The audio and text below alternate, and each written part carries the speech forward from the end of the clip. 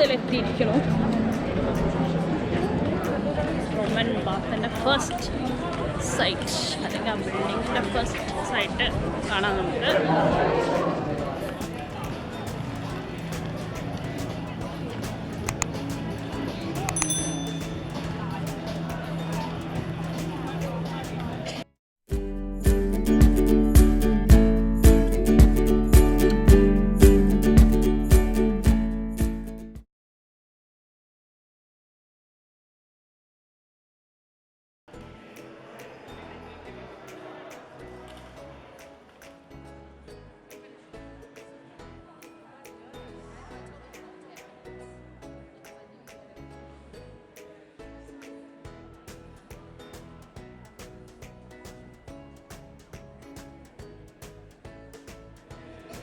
ടിക്കറ്റിനുള്ള Q ആണത്.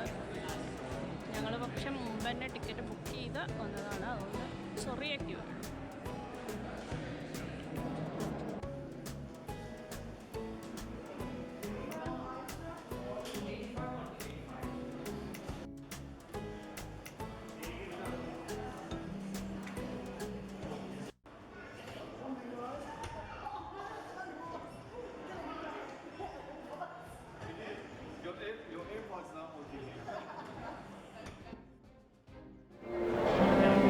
ഇപ്പോൾ നമ്മൾ നിൽക്കുന്നത് ഈ ഗ്രേറ്റ് ബാത്തിൻ്റെ ടെറസിൻ്റെ മുകളിലാണ്. ഇവിടെ ഈ ബാത്തിൽ ഈ ഗ്രേറ്റ് ബാത്ത് ഒരു 2000 കൊല്ലം പഴക്കമുണ്ട്. പക്ഷേ 300 കൊല്ലം മുമ്പാണ് ഇത് കണ്ട് എത്തിയത്. താഴെയാണ് കുളം പോലെ നമ്മുടെ നാട്ടിലെ കുളങ്ങളും കുളിക്കടവുകളൊക്കെ ഓർമ്മ വരും ഇത് കണ്ടാൽ. അപ്പോൾ ഇത് 2000 കൊല്ലം പഴക്കമുണ്ട്. ഈ വെള്ളം നല്ല ചൂടുള്ള വെള്ളമാണ്. ഇവിടെ അവർ കുളിക്കാനും ഒക്കെ ഉപയോഗിച്ചിരുന്ന സ്ഥലമാണ്. ഇപ്പോൾ നമുക്ക് കാണാൻ വേണ്ടി അവരിതാ ഇങ്ങനെ തുറന്നു തന്നിട്ടുണ്ട്.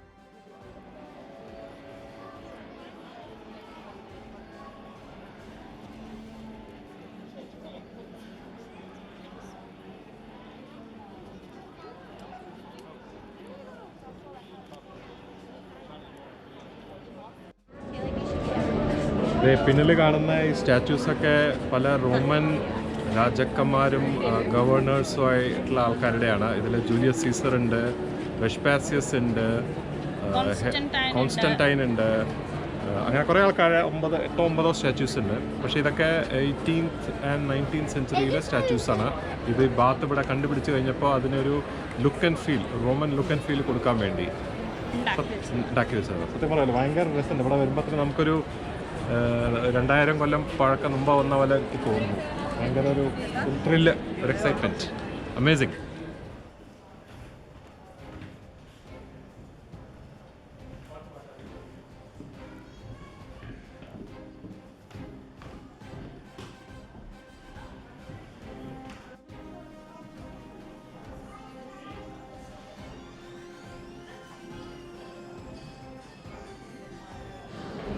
റോമൻ ബാത്തിൻ്റെ ഇവിടെ കുറേ എക്സിബിഷൻസ് ഉണ്ട്. അന്നത്തെ കാലത്തെ സാധനങ്ങളും അവർക്ക് പല സ്ഥലത്തും കിട്ടിയ കാര്യങ്ങളൊക്കെ അവർ ഇവിടെ കൊണ്ടുവന്ന് വെച്ചിട്ടുണ്ട്, നമുക്ക് കാണാൻ പറ്റും. അത് ആക്ച്വലി നമ്മളിപ്പോൾ ഗ്രൗണ്ട് ഫ്ലോറിൻ്റെ ഒരു 2 ഫ്ലോർ താഴത്താണ് ഇപ്പോൾ ഞങ്ങൾ.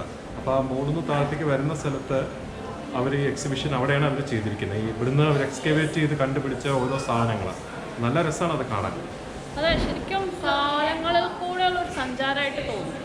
ആ കാലഘട്ടത്തെ എങ്ങനെയായിരുന്നു ആൾക്കാർ ചിന്തിച്ചിരുന്നത്, അല്ലെങ്കിൽ എന്തായിരുന്നു അവർക്ക് പ്രധാനം എന്നുള്ള കാര്യം നമുക്ക് മനസ്സിലാവും ഇതൊക്കെ കാണുമ്പോൾ. അവരുടെ മരിച്ചു കഴിയുമ്പോൾ അതിൻ്റെ ബോഡിയുടെ സ്കെൽട്ടൻ വെച്ചു അവർക്ക് എവിടെ നിന്നോ കിട്ടിയതാണ്. അപ്പോൾ അതിനെ അവർ അതിൻ്റെ DNA ടെസ്റ്റും ഇതൊക്കെ നടത്തി എവിടുന്നായിരിക്കും അയാൾ വന്നിട്ടുണ്ടാവുക, അയാൾക്ക് എത്ര പ്രായം ഉണ്ടായിരുന്നു, അങ്ങനെയുള്ള പല കാര്യങ്ങളും എഴുത്തുണ്ട്, ലെറ്ററിൻ്റെ പോലെ സാധനങ്ങളുണ്ട്, ഇൻസ്ക്രിപ്ഷൻസ് ഉണ്ട്, കുറേ പല ടൈപ്പ് ഇൻസ്ക്രിപ്ഷൻസ്. സ്ലേവ്സ് അവരുടെ മാസ്റ്ററിന് വേണ്ടി മരിച്ചുപോയതിനെ പറ്റി, ആളെ കാണാത്ത പറ്റി, അങ്ങനെ പലതും നല്ല രസമാണ്. ഇവിടെ ഇതിൻ്റെ സ്ട്രക്ചറുണ്ട്, ഈ ബേസ്മെൻറ്റ് പോലെ ഓരോ ടെമ്പിൾസിൻ്റെ ഒരു ടെമ്പിൾ ബിൽഡിംഗ് ആണല്ലോ അത്. അപ്പോൾ അതിൻ്റെ പറ്റിയൊക്കെ നല്ല മെയിൻറ്റെയിൻ ചെയ്തിട്ടുണ്ട്. പിന്നെ കാണിക്കാൻ കുറേ വീഡിയോസൊക്കെ വെച്ചിട്ടുണ്ട് അതിനെ റിലേറ്റ് ചെയ്യാൻ വേണ്ടിയിട്ട്. ഇതിലേക്ക് വരുമ്പോൾ ഒരു ഓഡിയോ ഗൈഡും നമുക്ക് കിട്ടും, ഫ്രീ ഓഡിയോ ഗൈഡ് ടിക്കറ്റിൻ്റെ കൂടെ ഉള്ളതാണ്. അപ്പോൾ അതിൽ ഓരോ സ്ഥലത്ത് ചെന്നാലും ഇന്ന നമ്പർ അമർത്തി കഴിഞ്ഞാൽ ആ സ്ഥലത്തിനെ കുറിച്ചുള്ള വിശദമായിട്ടുള്ള വിവരങ്ങൾ നമുക്ക് കേട്ട് മനസ്സിലാക്കാം. അത് വളരെ നല്ലൊരു കാര്യമാണ്. അപ്പം ഇനി കുറേ ഉണ്ട് കാണാൻ, ഞങ്ങൾ അതുകൂടി കാണട്ടെ.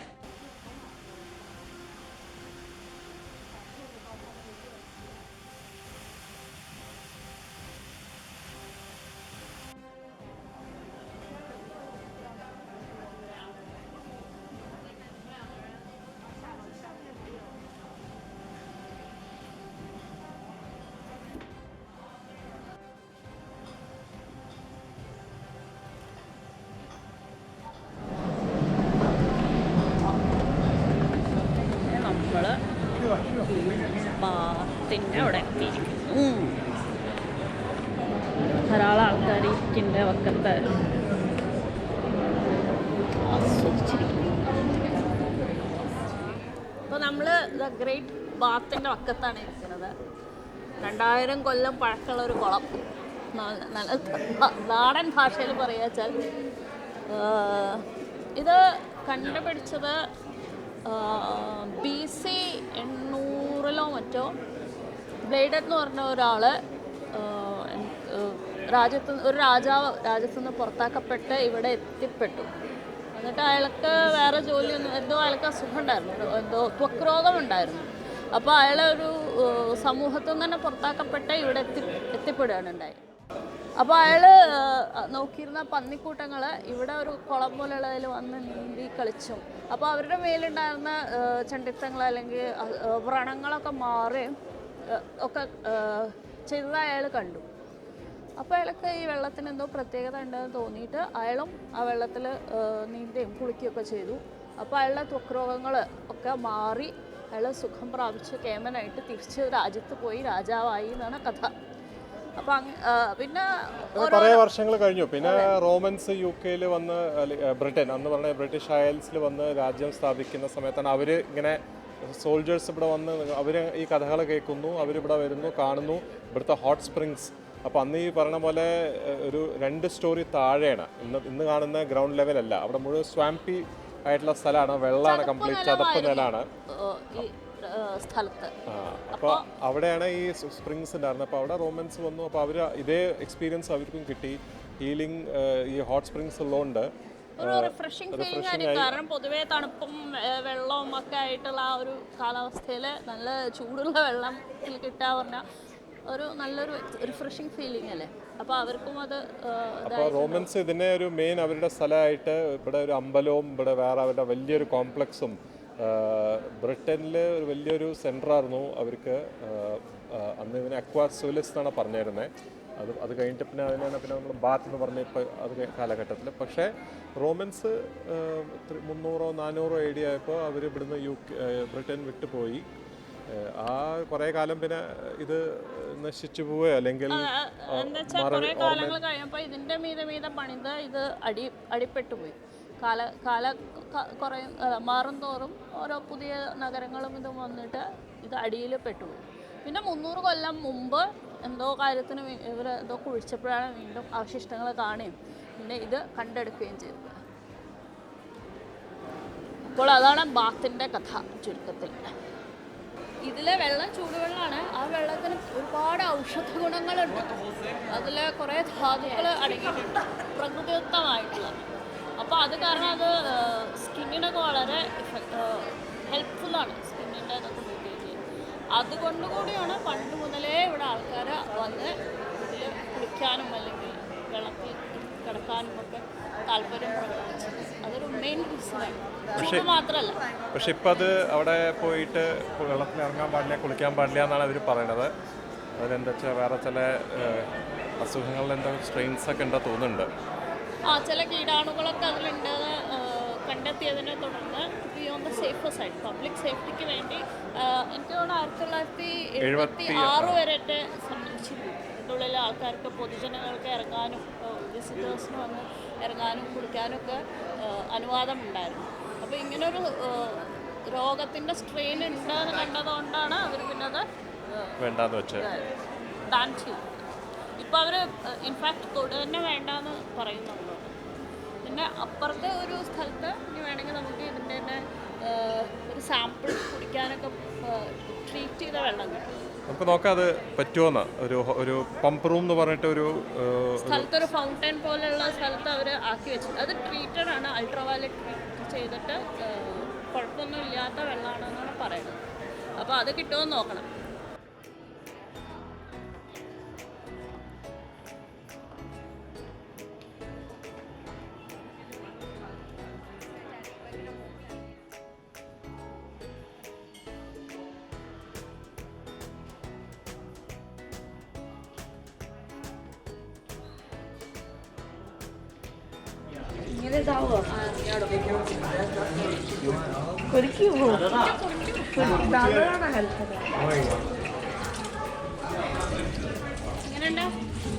ഫസ്റ്റ് അറിയില്ല ഒരു ഹാർഡ് വാട്ടറിന്റെ ടേസ്റ്റ്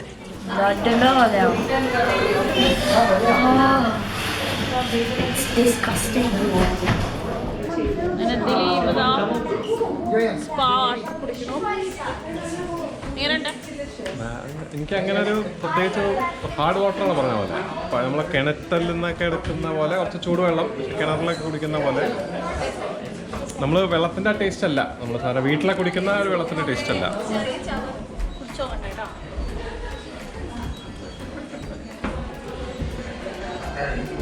ഒരു ഇളം ചൂടുള്ള വെള്ളം. സത്യം പറഞ്ഞാൽ പണ്ട് ഗുരുവായൂരൊക്കെ പോയിട്ട് അവിടുത്തെ ഹോട്ടലിൽ നിന്നൊക്കെ കിട്ടുന്ന ഒരു വെള്ളത്തിൻ്റെ ഒരു ചവർപ്പാണ്. നല്ല ഔഷധ ഗുണം ഉണ്ടാകൊക്കെ പറയുന്നുണ്ട്. നോക്കാം.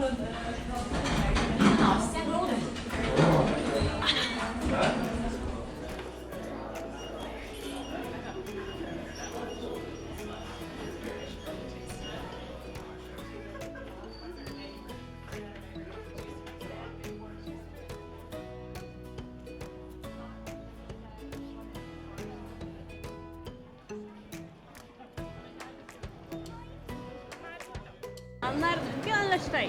എനിക്ക് സത്യം പറഞ്ഞാൽ അമ്പലക്കുളത്തിലൊക്കെ പഴയ അതിൻ്റെ ഒക്കെ ഓർമ്മ വന്നു. നൊസ്റ്റിയായി ഞാൻ. ദേവിക്ക് എങ്ങനെ ഉണ്ടായിരുന്നു?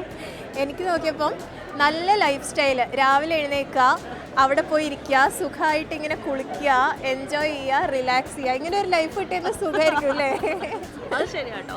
പക്ഷെ അടിപൊളി സംഭവം. അകത്ത് മുഴുവൻ ആകെ അതിൻ്റെ ഫുൾ അവർ നല്ലോണം ചെയ്തിട്ടുണ്ട്. റോമൻ ഇത് നല്ലോണം നമുക്ക് ഫീൽ ചെയ്യണ പോലെ ചെയ്തിട്ടുണ്ട്. അതൊക്കെ ശരിക്കും കാണണം, കണ്ടാൽ തന്നെ അതിൻ്റെ ആ ഒരു ഫുൾ ഇത് മനസ്സിലാവുള്ളൂ. ഒരു വേർതി വിസിറ്റാണത്. അതിൻ്റെ ദേവി ഉണ്ടായതുകൊണ്ട് ഞങ്ങൾക്ക് എക്സ്ട്രാ സ്പെഷ്യലായി.